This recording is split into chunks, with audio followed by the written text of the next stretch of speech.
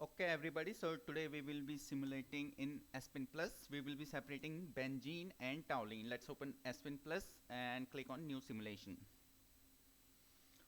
First of all, we will be defining the components, that is benzene and toluene, and then we will do next, and the base method or the property method that we're going to use will be Peng-Robinson. Well, how do we choose these property methods? Not the scope of this course. And then we can directly move on to the simulation environment. Here, first of all, we will be doing the shortcut distillation with the help of DSTWV block. And let's just put the inlet stream and the outlet stream. Okay, the given condition of the stream are the feed is coming at 25 degrees Celsius, 1 bar, 100 kilomole per hour, and it is an equimolar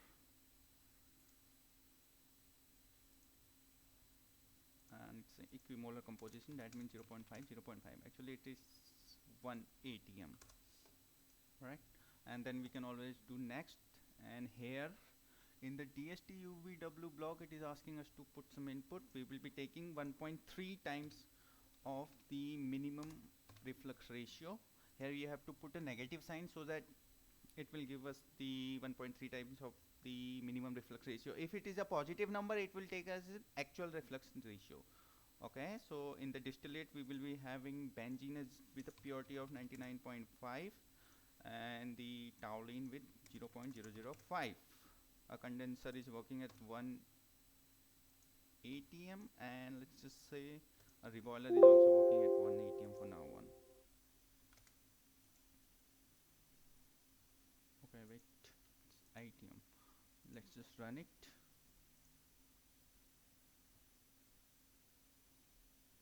Well, let's move on to the results. And here it is given that the minimum number of stages required is 11.814, and in the question it is written that we will be taking thrice the number of minimum numbers of tray.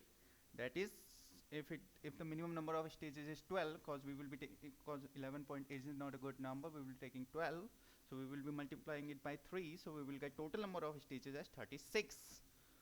So let's just put it.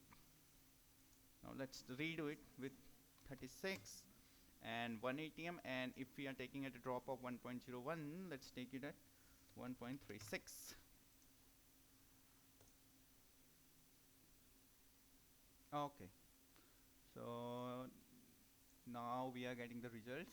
Okay, yeah, so the actual number of stages are 36 now, and the feed location is 18, and the minimum reflux ratio is 1.23, and the reboiler duty that will be required will be 1318.98 kilowatt. Let's just write it down so that it becomes easier for us to simulate it at the later on.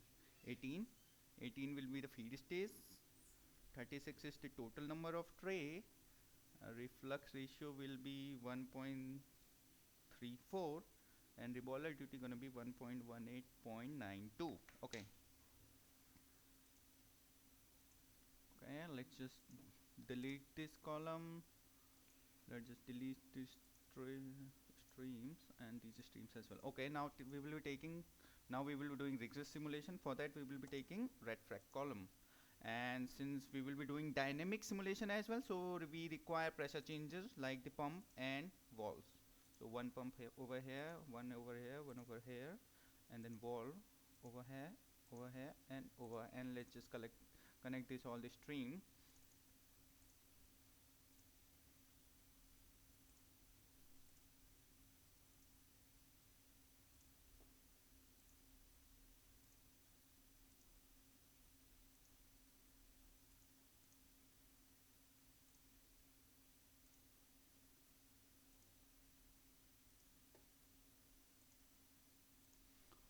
Okay, since everything is connected, let's rename it as feed, rename this thing as column. This is gonna be our distillate, and this is gonna be our bottom. So let's give 10 atm rise in each and every pump, 10 atm increase in this pump, 10 ATM in this one. Let's do next, that is rather easy. And 10 ATM in this one. Okay, and pressure drop in is, for the timing, let's keep it 2 in every. Let the outlet pressure be 2 bar. And with next we are going into the column simulation environment. You can also go over there with the help of clicking in there. So the actual number of stages is 36. That includes the reboiler and the condenser as well. We will be using total condenser, and reboiler will be kettle, and everything is alright. And instead of distillate rate, we will be taking reboiler duty, and the reboiler duty is going to be in kilowatt. And through the previous simulation we were able to get it 1318 kilowatt, and the reflux ratio was 1.34. The location of the feed was 18. Let's do it on stage, and the pressure was 1 atm, and with the pressure drop of 0.0 atm per tray. And let's just run it. We got the results. Let's check it out. What are the results? Okay, here are the results.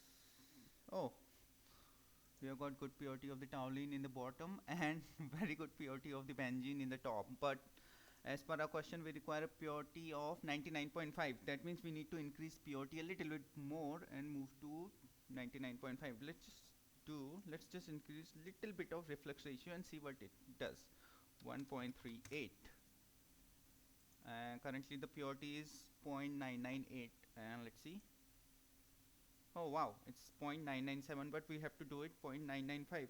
So there is a better way. This is a manual way. You can just change the reflux ratio and reboiler duty yourself, and the set purity will change. But the better way is let the machine do it. All right. So design spec, we will take in the mole purity. This is mole purity. We need the purity of 995 of benzene in the top, that is in the distillate, and for that we will be varying a reflux ratio, and let's give it a lower limit, 0.05 to 10. That's more than enough. 10. Okay,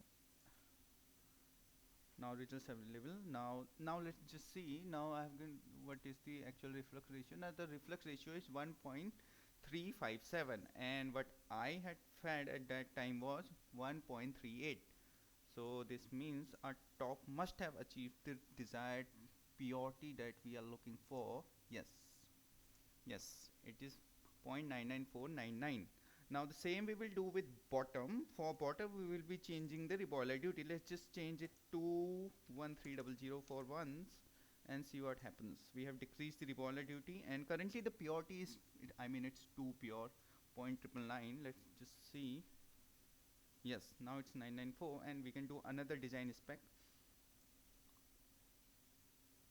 This time we will be looking at the mole purity, 0.995 of toluene in the bottom, and this time we will be wearing reboiler duty.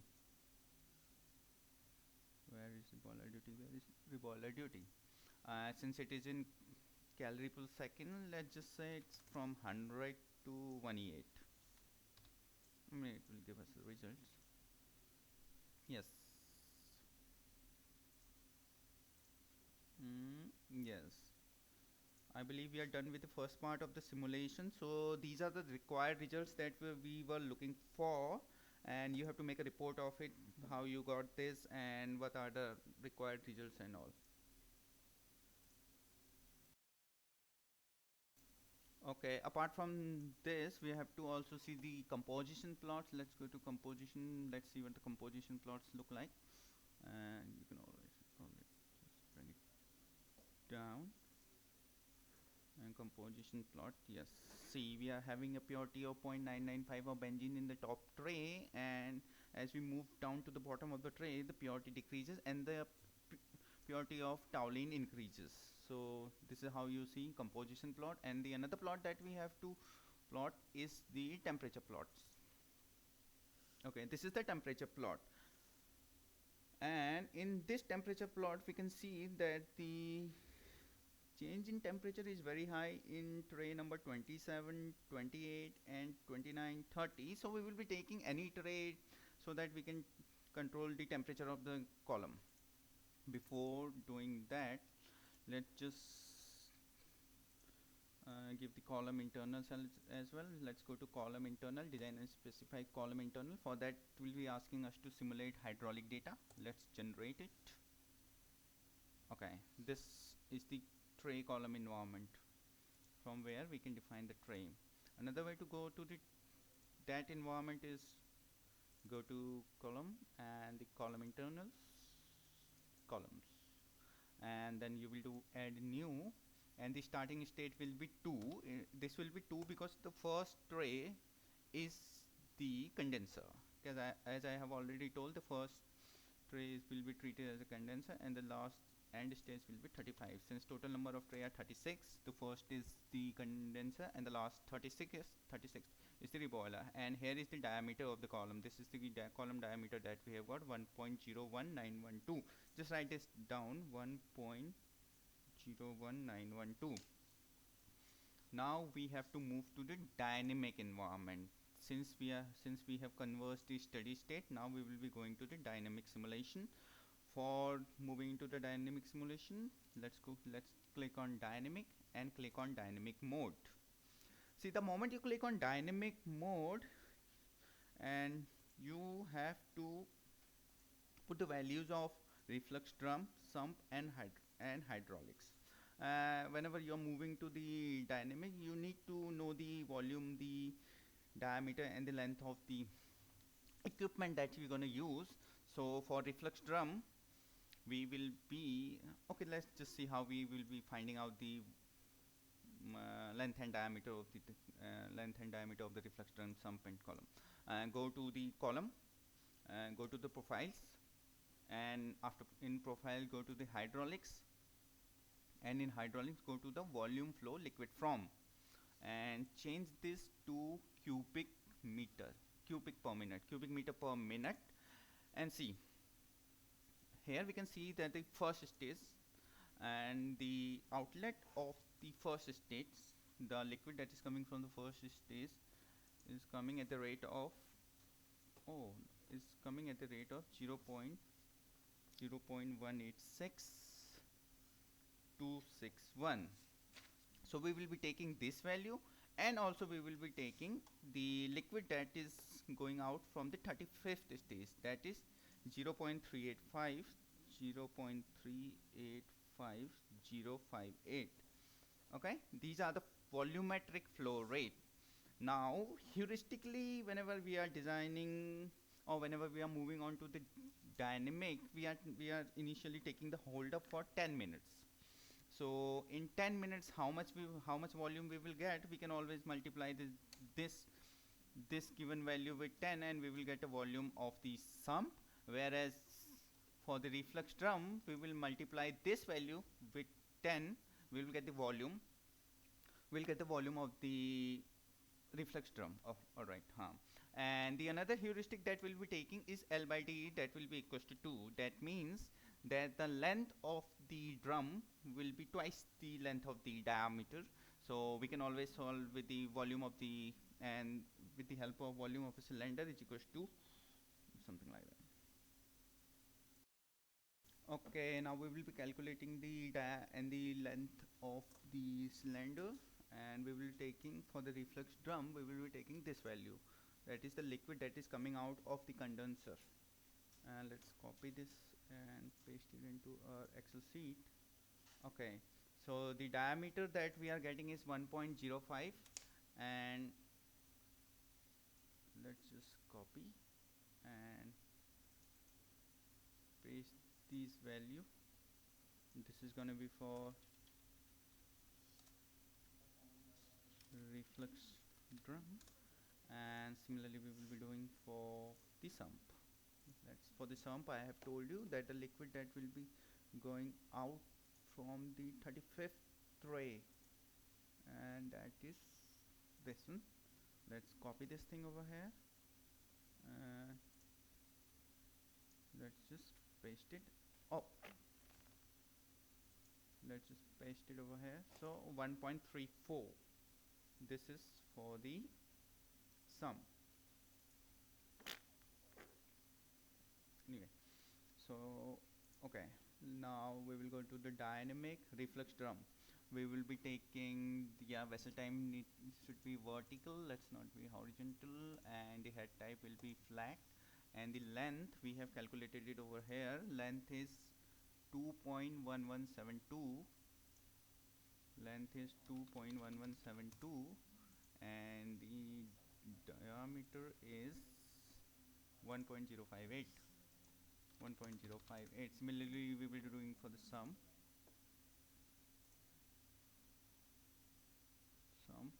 Diameter is 1.3485.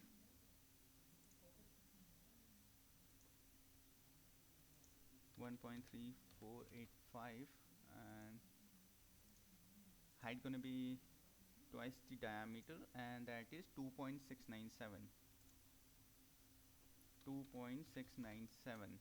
And then the column hydraulics, we know it stays from 2 to 35, and the diameter of the column is 1.01912. 1.01912, let's check it. 1.01912. Yes, now we are ready to move on to the dynamic. Let's just run it. Yes, now it is converged. It is better to save this file. You can save it, and let's go to dynamic. Let's check its pressure.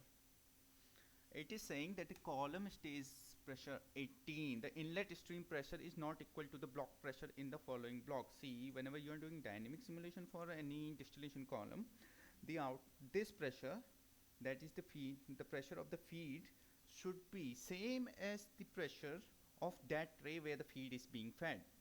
So we know the feed is being fed into the 18th tray, and here we can see, let's go to the TPFQ. On the 18th tray, the pressure is 1.1855. 1.1855. So the outlet pressure of the wall should be 1.1855, and then we will run it again. Okay, and then we will move on to dynamics, do pressure checker. See, this time the flow sheet is configured to be fully pressure driven, and then we will hit on pressure driven, save it, and yes, now we will be moving on to the dynamic environment, where we will be controlling the distillation column. That we will do in the next part.